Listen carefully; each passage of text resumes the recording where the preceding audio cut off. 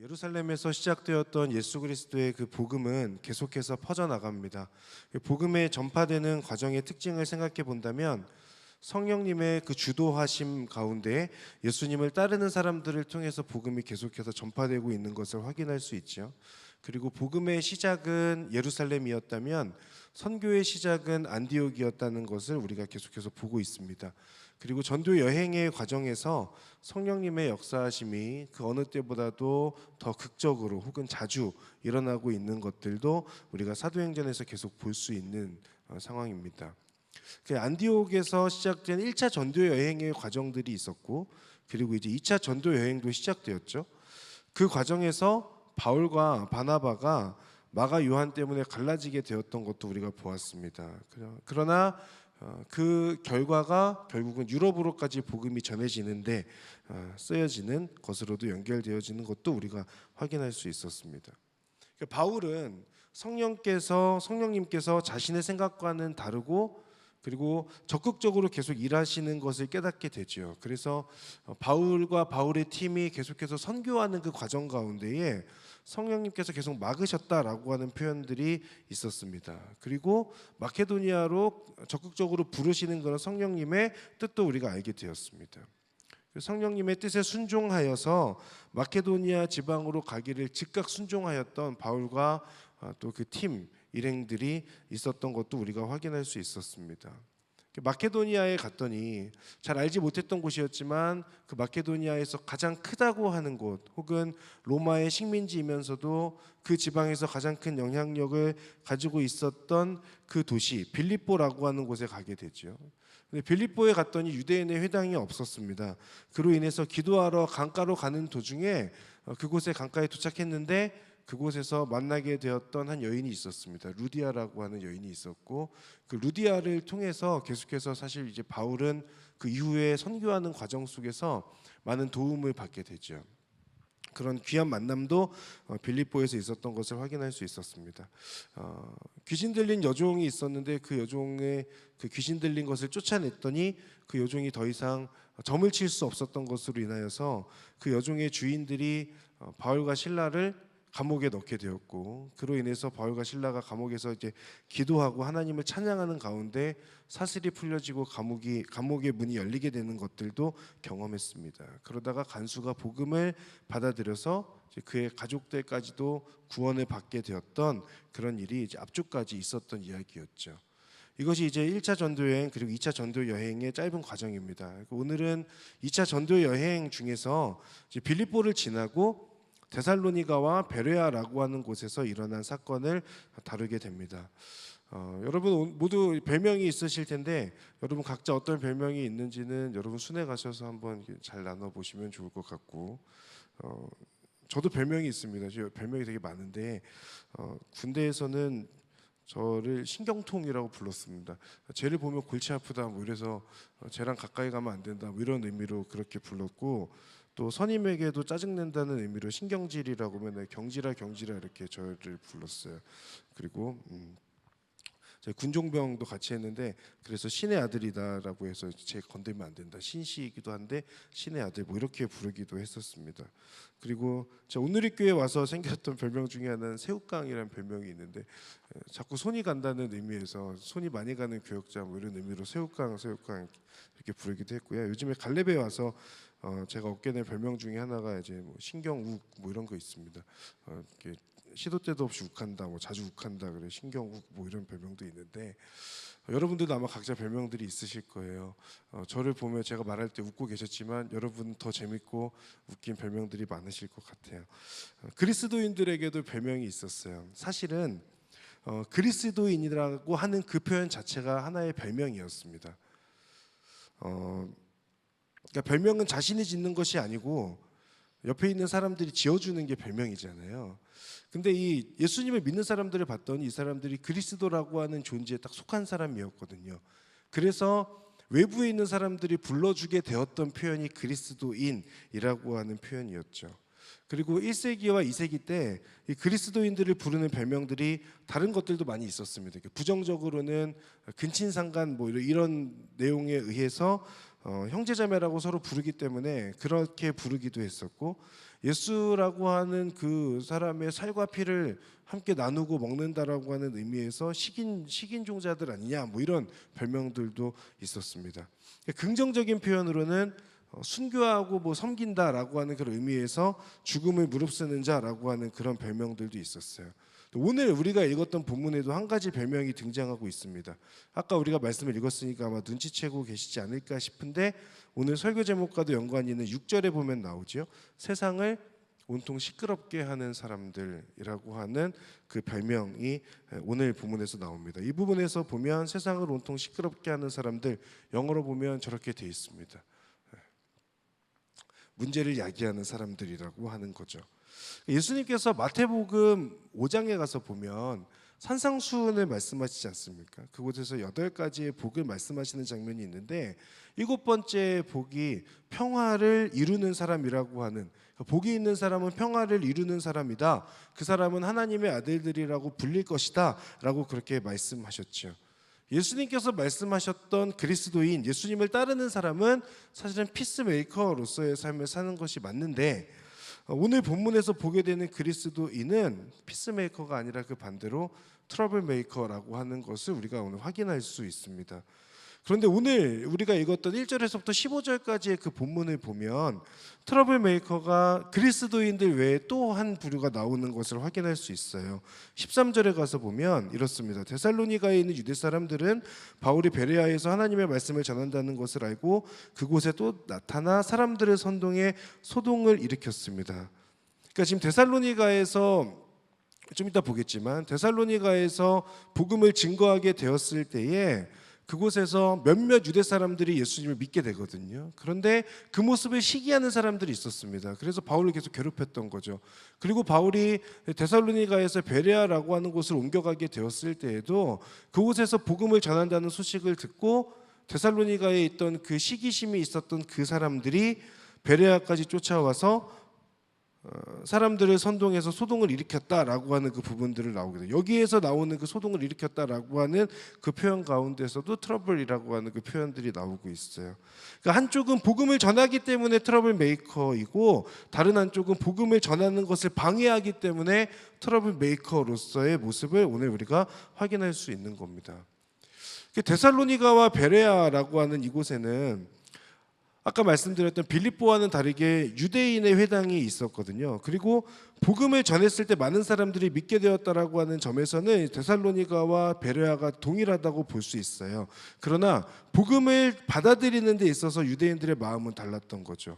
그러니까 데살로니가에서는 복음을 듣고 몇몇 유대 사람들이 예수님을 믿게 되는데, 어떤 유대 사람들, 아마 많은 사람들이었을 것으로 보입니다. 그 사람들은 시기가 일어났다라고 그렇게 표현되었다고 말씀드렸죠.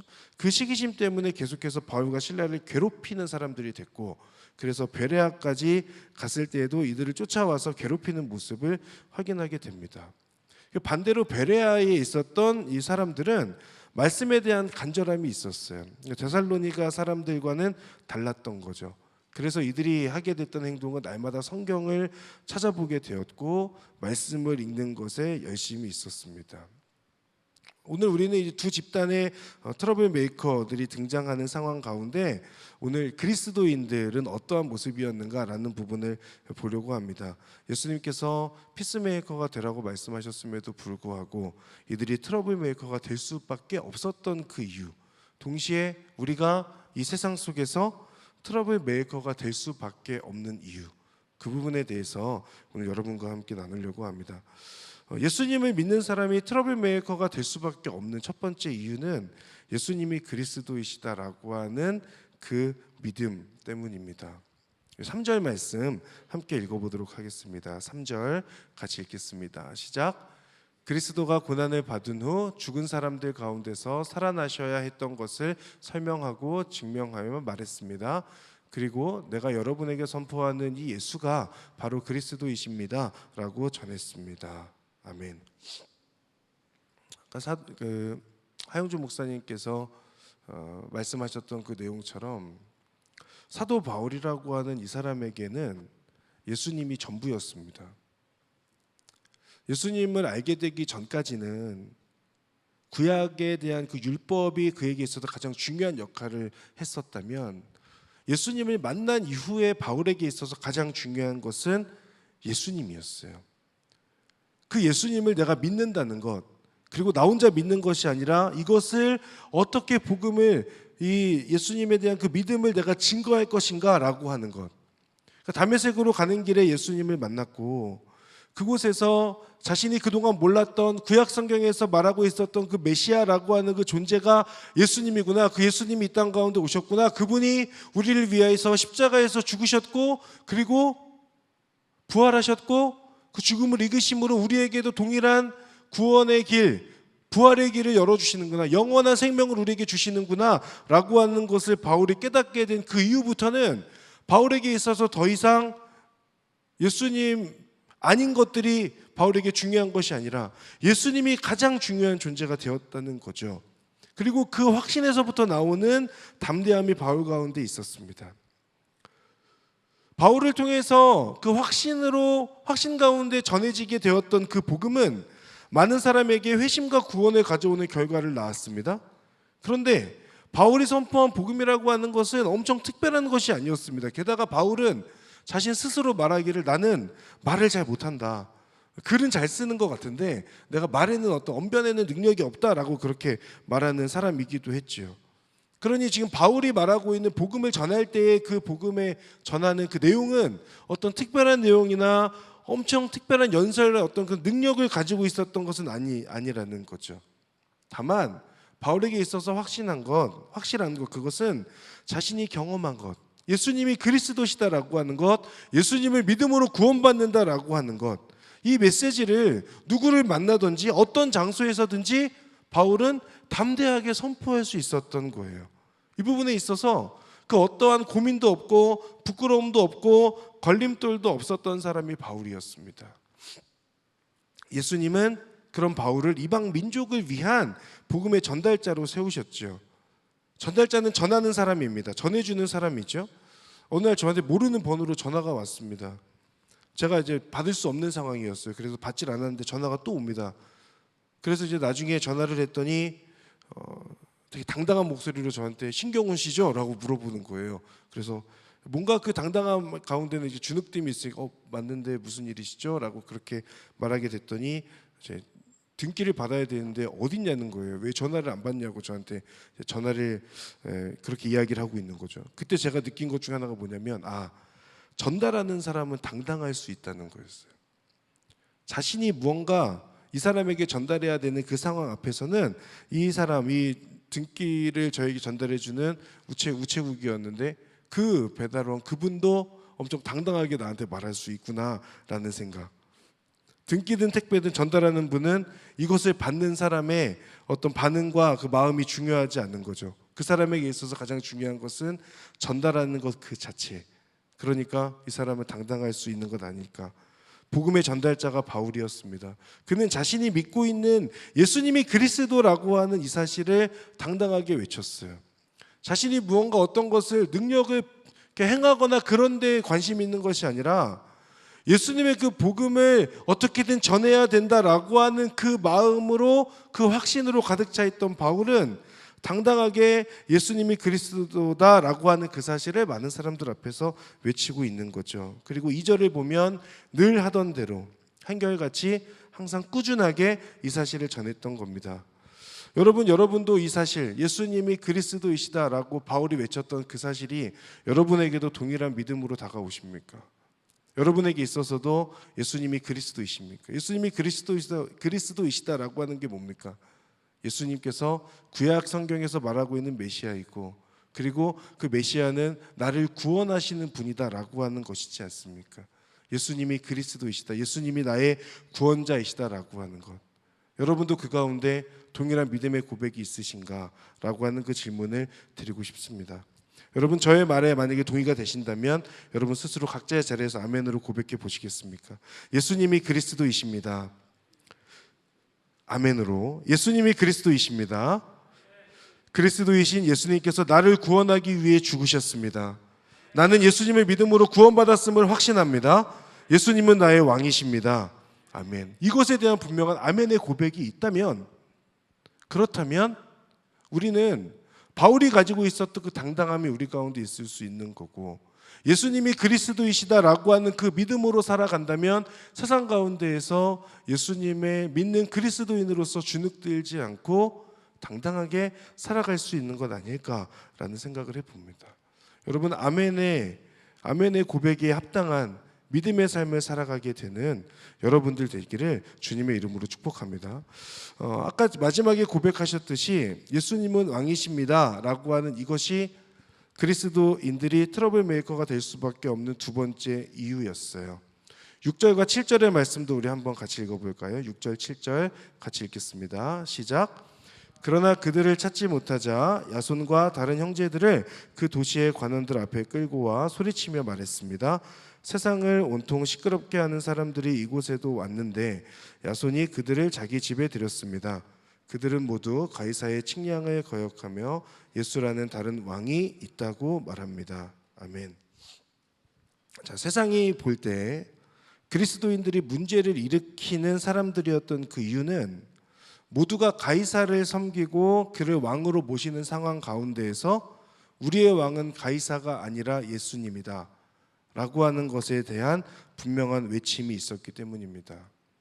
왕은 다스리는 존재이고 왕의 백성은 왕의 통치 아래서 평화를 누리는 사람들이죠. 사실 이 시기, 예수님께서 오셨던 시기, 그리고 예수님 이후에 초대교회가 계속해서 진행되고 성장해가는 그 시기, 핍박 가운데 있었던 그 시기는 로마 제국의 지배로 인한 평화의 시대였습니다. 우리가 잘 알고 있는 것처럼 이 시기를 팍스 로마나의 시대라고 이야기하죠. 로마에 의한 평화의 시대를 이야기합니다. 이 시기는 황제의 권력이 절대적이었습니다. 그리고 모두가 황제에게 충성했죠. 평화를 누렸다. 팍스 로마나라고 할 때 평화를 누렸다는 것은 로마의 권력에 대항하고 도전하는 존재가 없었다는 것도 의미해요. 그러니까 정치적으로 안정되어져 있는 상황, 경제적으로 풍요를 누리고 있는 상황, 문화가 발달하고 전쟁이 일어나고 있지 않는 그런 시기, 로마에 의한 평화의 시기, 감히 로마 황제에게 대항할 엄두를 내는 사람들이 없었던 그 시기가 바로 이 시기였습니다. 그런데 이 시기에 그리스도인들은 로마와 로마의 황제가 자신들의 왕이 아니라는 거예요. 목숨을 내놓고 우리의 왕은 가이사가 아니라 예수님이십니다 라고 하는 것에 대한 확고한 믿음을 가지고 고백했던 사람이 그리스도인들이었습니다. 어느 정도였는가? 죽음 앞에서도 한치 흔들림 없는 신앙을 고백하는 사람들이 있었고, 이 모습을 지켜보던 사람들은 오히려 저 사람들은 진짜 믿음을 가지고 살아가는 사람이구나 라고 하는 그 생각 때문에 예수님을 궁금해하게 되고 예수님을 믿게 되는 일들까지 일어났다고 하죠. 어떻게 죽음 앞에서도 저렇게 당당할 수 있을까? 죽음도 아무런 문제가 되지 않으며 예수님이 나의 왕이시더라고, 내가 예수님을 믿는다고, 나는 예수님을 부인할 수 없다고 당당하게 외칠 수 있을까? 그 모습을 보면서 사람들이 궁금해했고, 저들에게는 무언가 있구나 라는 생각을 했다는 거죠. 그러면서 장렬하게 죽어갔던 많은 순교자들이 있었는데 그 죽음은 더 많은 생명을 낳게 되기까지 있었던 겁니다. 이 모습을 보면서 제 안에 드는 생각 중에 하나는, 그럼 나는 그 죽음 앞에서 과연 당당할 수 있겠는가? 그때 당시에 내가 그 자리 가운데 있었다면 예수님을 부인하지 않고 당당하게 예수님을 믿는 사람입니다. 예수님께서 나를 위하여 죽으셨고 한 번도 나를 실망시키신 적이 없으니 나도 나를 위해 죽으신 예수님을 실망시킬 수 없습니다 라고 그렇게 당당하게 외칠 수 있었을까? 우리가 지금 살고 있는 오늘 이 시대는 절대 권력이었던 로마 황제는 없습니다.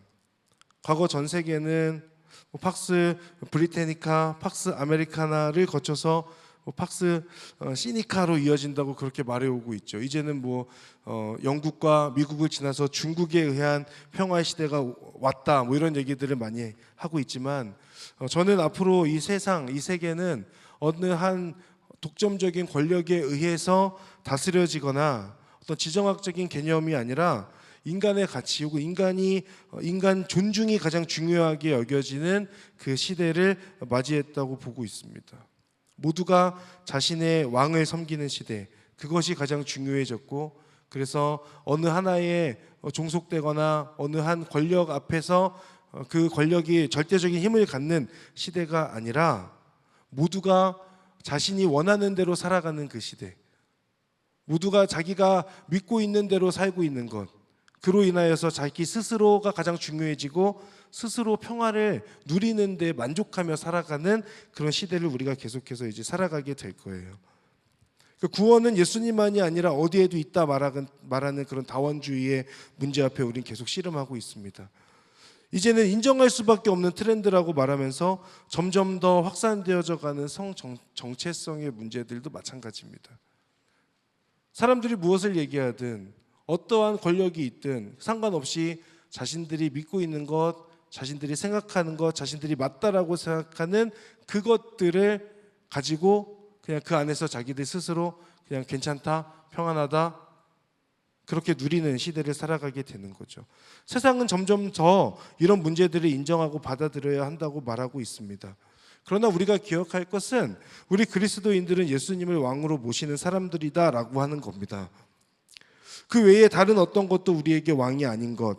그러니 우리는 세상의 한복판에서 예수님이 왕이다라고 하는 것을 당당하게 선포하고 증거하는 사람들, 그것이 우리 그리스도인의 정체성이라는 거죠.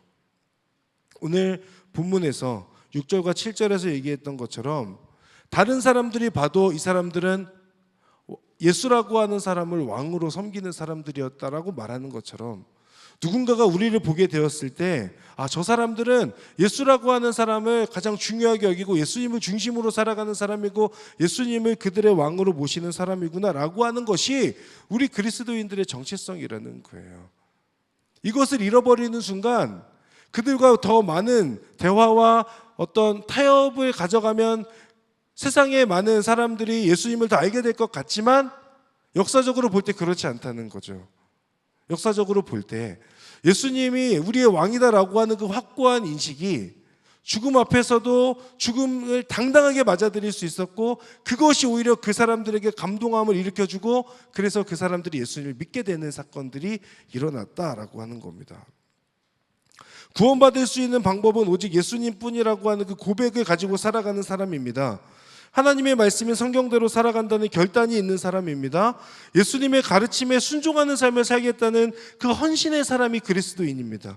예수님을 모르는 사람에게 예수님을 증거하고 전하겠다는 그 용기를 가지고 살아가는 사람이 예수님을 왕으로 모시고 살아가는 사람의 모습이 아닐까. 여러분, 다양한 주장들과 가치들이 중요하게 여겨지는 세상 속에서 세상의 흐름이 틀렸음을 외침으로 문제를 제기하는 사람들이 되실 수 있기를 바랍니다. 가장 중요한 가치와 그 구원이 예수님에게 있다. 내가 믿고 있는 그 예수님이 이 세상에서 가장 중요한 가치이고 내가 믿는 예수님이, 내가 왕으로 섬기고 있는 그 예수님이 오히려 여러분에게 더 필요한 존재이다라고 하는 것을 삶으로 고백할 수 있는 그런 저와 여러분이 되기를 바랍니다. 그래서 어떻게 보면 우리가 가는 곳에, 우리가 가서 만나고 있는 혹은 우리가 있는 그 회사 가운데서 우리는 긍정적인 의미로 다양한 문제들을 일으키는 사람들이 되어야 됩니다.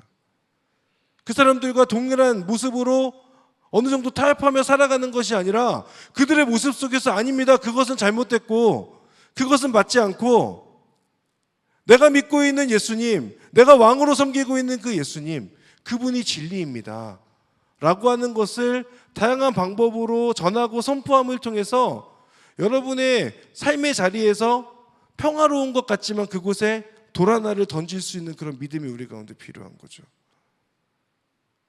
그런 의미에서 우리 그리스도인들은 트러블 메이커가 맞습니다.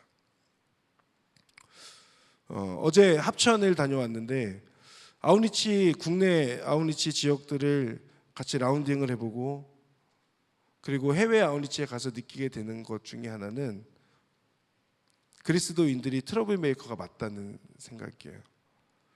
그 지역에 가서 어르신들을 모아두고 그분들에게 무언가 돌 하나를 던지죠. 예수 그리스도의 사랑 혹은 복음이라고 하는 돌을 던집니다. 외국에 나가서 인도팀 간증을 나중에 기회가 되시면 들어보시면 그 무더위 속에서도 미친 사람들처럼 기쁘고 즐거웠다는 거 아닙니까? 사람들이 볼 때는 이해가 안 되는 거죠.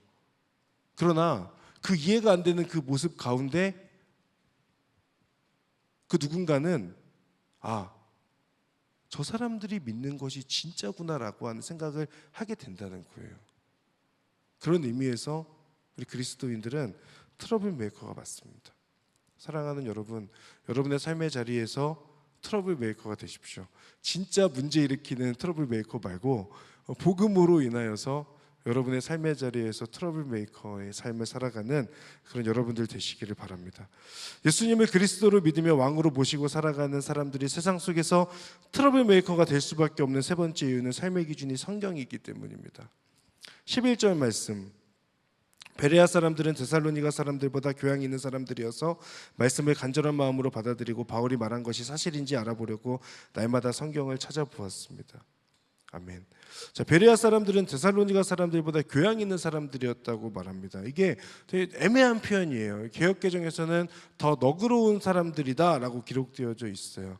이 베레아 사람들의 마음밭을 이야기하는데 이 부분을 좀 더 파고 들어가 보면 어떤 편견이 없는 마음 혹은 열린 마음, 편협하지 않은 마음을 가지고 있는 사람들이라고 볼 수 있어요. 그러니까 베레아 사람들은 데살로니가 사람들보다 더 넓은 마음, 수용하는 어떤 그런 마음을 가진 사람들이라는 거죠. 또한 동시에 간절한 마음으로 말씀을 받았다라고 그렇게 기록하고 날마다 성경을 찾으며 읽었다라고 말씀하고 있습니다. 이렇게 읽어보니 성경이 믿어지고 진리라는 걸 깨닫게 됐어요. 그러고 나서 12절을 보면 이렇게 말합니다. 그래서 그들 가운데 많은 유대 사람들이 믿게 됐고 적지 않은 그리스 귀부인들과 많은 그리스 사람들도 믿게 됐습니다. 편견이 없는 열린 마음으로 말씀을 성경을 찾고 읽게 되다 보니까 그 가운데 믿음이 생겨나게 되었던 거죠. 여러분, 성경은 하나님의 말씀입니다. 하나님께서 저자들에게 감동함을 주셔서 우리에게 전해주신 하나님의 말씀이에요. 그러니 성경 안에는 하나님의 마음이 담겨 있습니다. 우리를 향한 하나님의 사랑 또한 담겨 있는 것이 성경입니다. 그렇게 우리는 성경을 통해서 그 가운데 담겨 있는 하나님의 마음을 읽을 수 있습니다. 동시에 나를 향한 하나님의 뜻이 무엇인가 말씀 가운데 깨달을 수 있죠. 우리가 성경을 가까이 하고 성경을 읽어야 하는 이유 중에 하나입니다.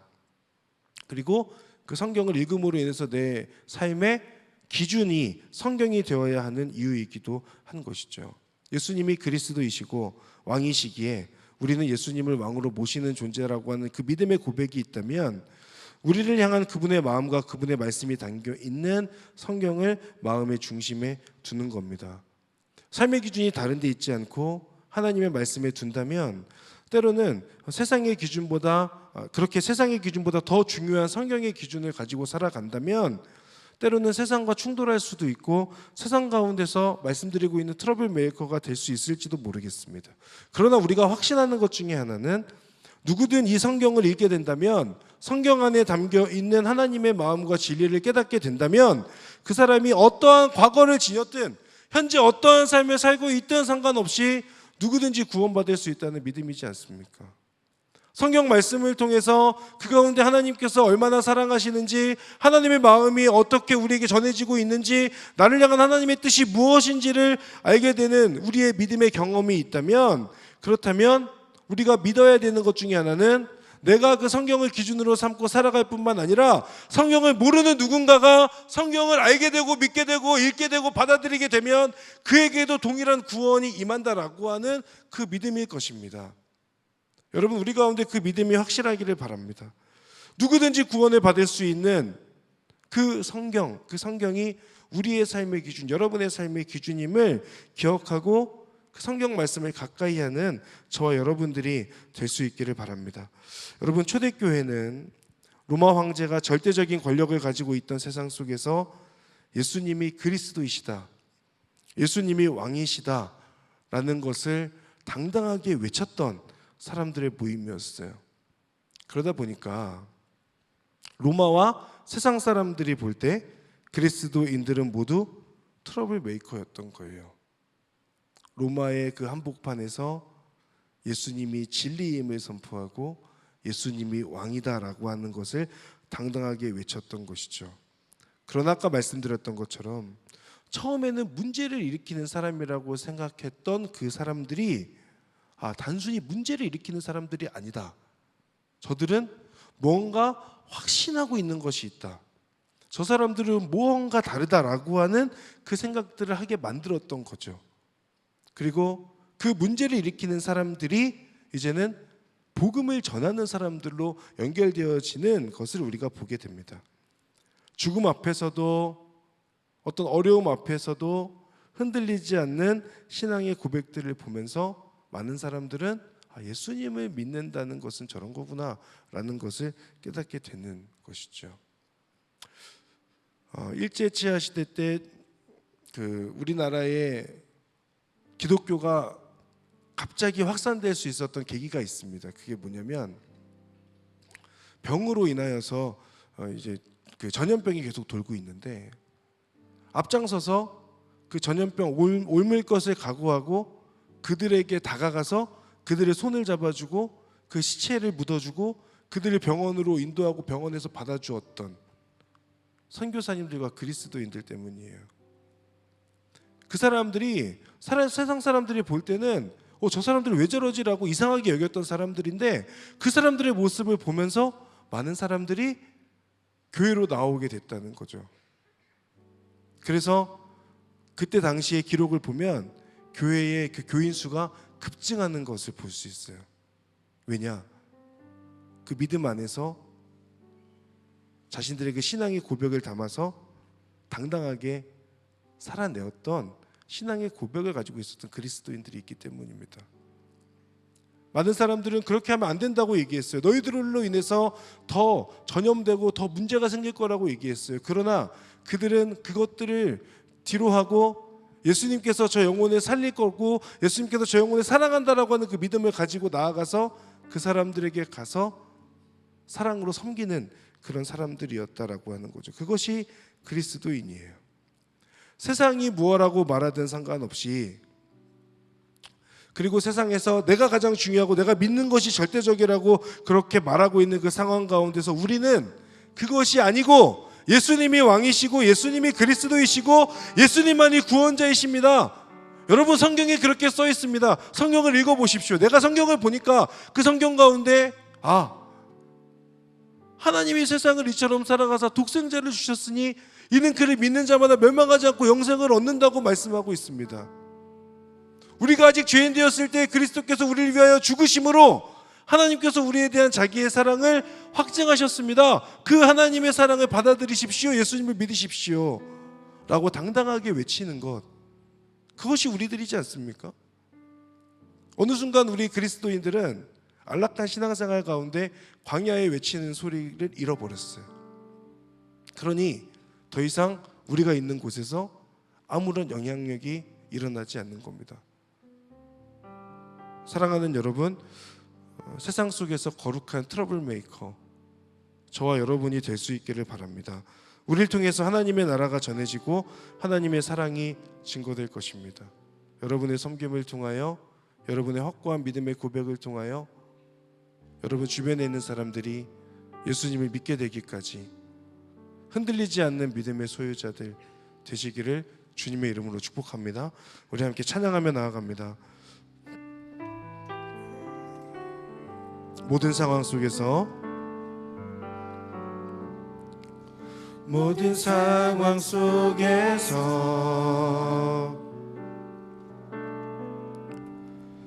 주를 찬양할지라.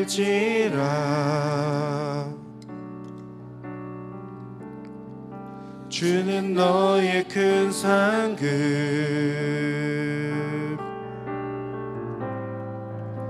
큰 도움이시라.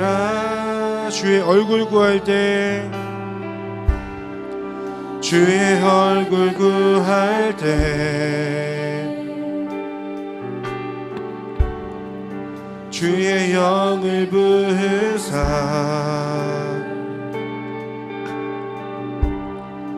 크신 사랑 안에서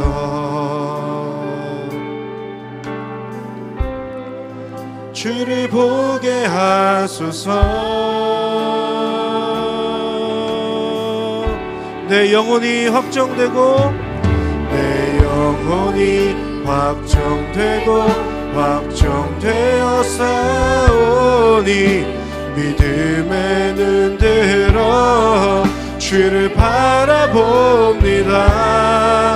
내 영혼이 확정되고 확정되어 싸우니 믿음의 눈 들어 주를 내 영혼이 확정되고 확정되어 싸우니 내 영혼이 확정되고 확정되어 싸우니 주를 바라봅니다. 내 영혼이 확정되고 확정되어 싸우니 믿음의 눈 들어 주를 우리 한 번 더 고백합니다. 내 영혼이 확정되고 확정되어 싸우니 내 영혼이 확정되고 확정되어 싸우니 믿음의 눈 들어 주를 바라봅니다. 내 영혼이 확정되고 확정되어 싸우니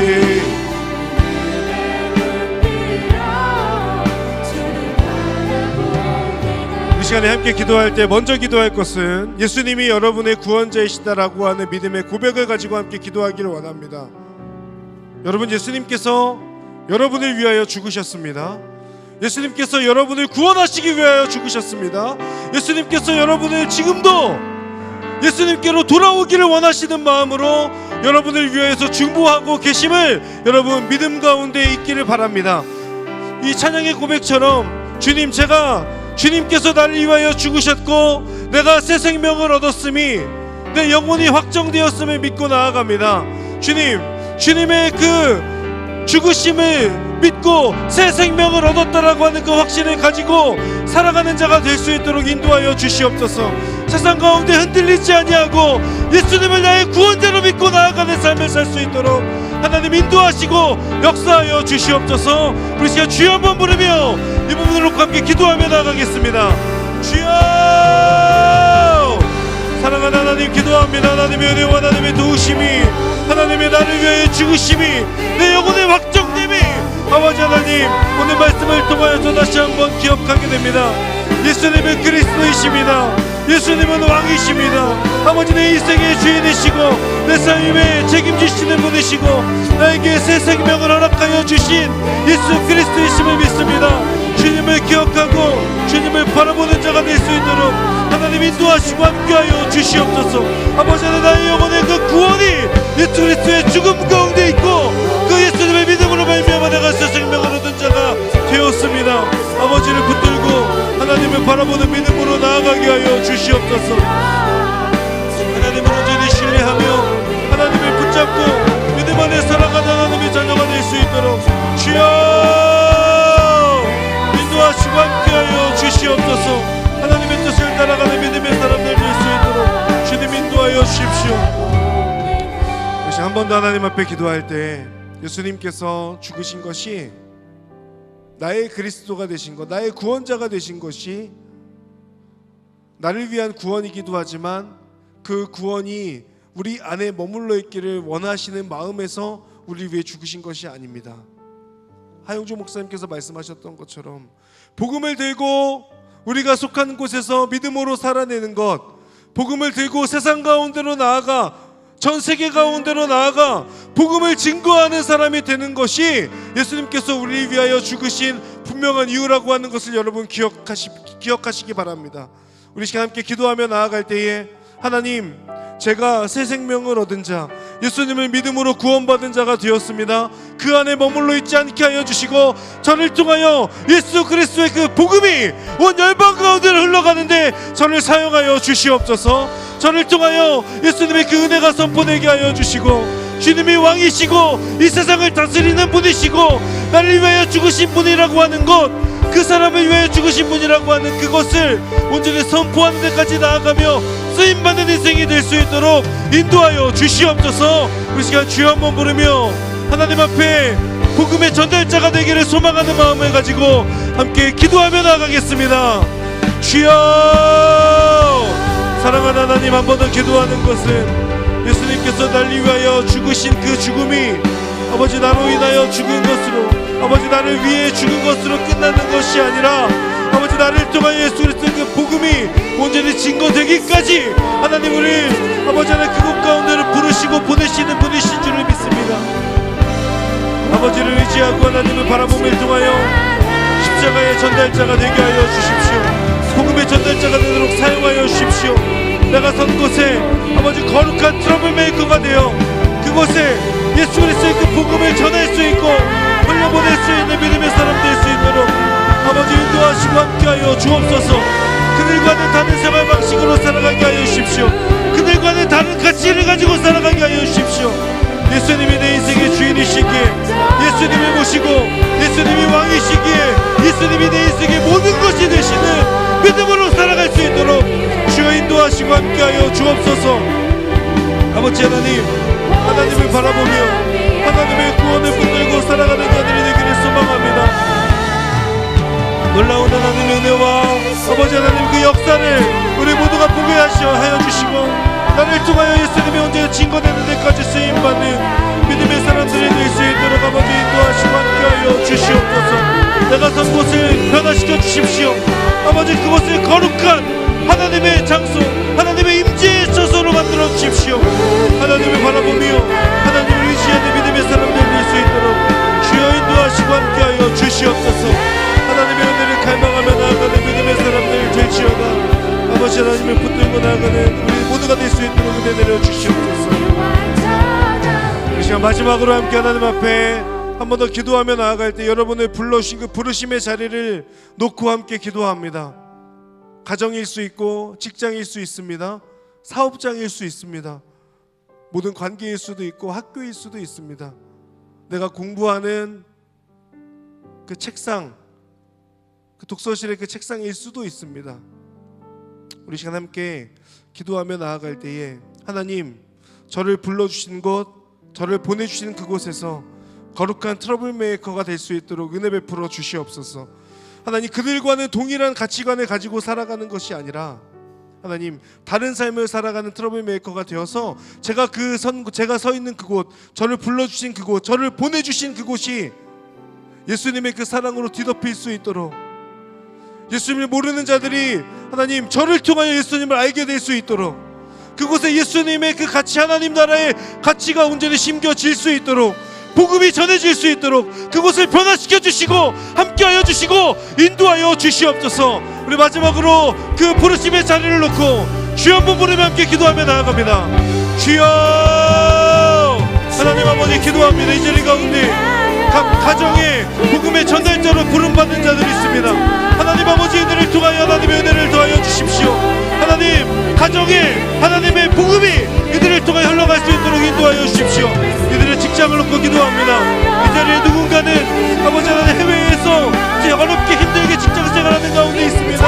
아버지 하나님 위로하시고 함께하실 뿐만 아니라 이 사람을 통하여 그곳이 예수 그리스도의 복음이 흘러가는 데 온전히 쓰임받는 아버지 하나님 믿음의 직장, 아버지 하나님 예수님을 믿게 되는 사람들이 일어나는 직장이 될 수 있도록 인도하여 주십시오.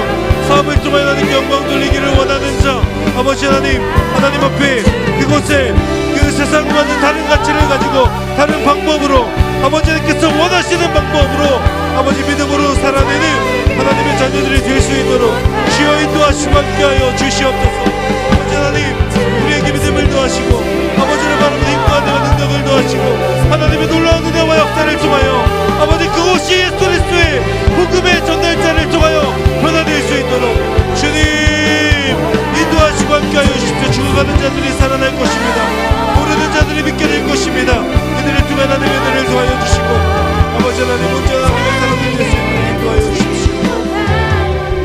사랑하는 하나님, 이 세상 속에서 세상의 가치대로 그대로 흘러가는 삶을 살아가지 아니하고 이 세상의 여러 다양한 가치들 가운데 예수님을 그 믿는 믿음으로, 그리고 나를 구원하여 주셨던 그 복음으로 이 세상 속에 거룩한 트러블 메이커로 살아가는 이 자리에 있는 모든 예배자들 될 수 있도록 인도하시고 함께하여 주시옵소서. 그렇게 행하실 하나님의 이름을 찬양합니다. 감사드리며 예수님의 이름으로 기도합니다. 아멘.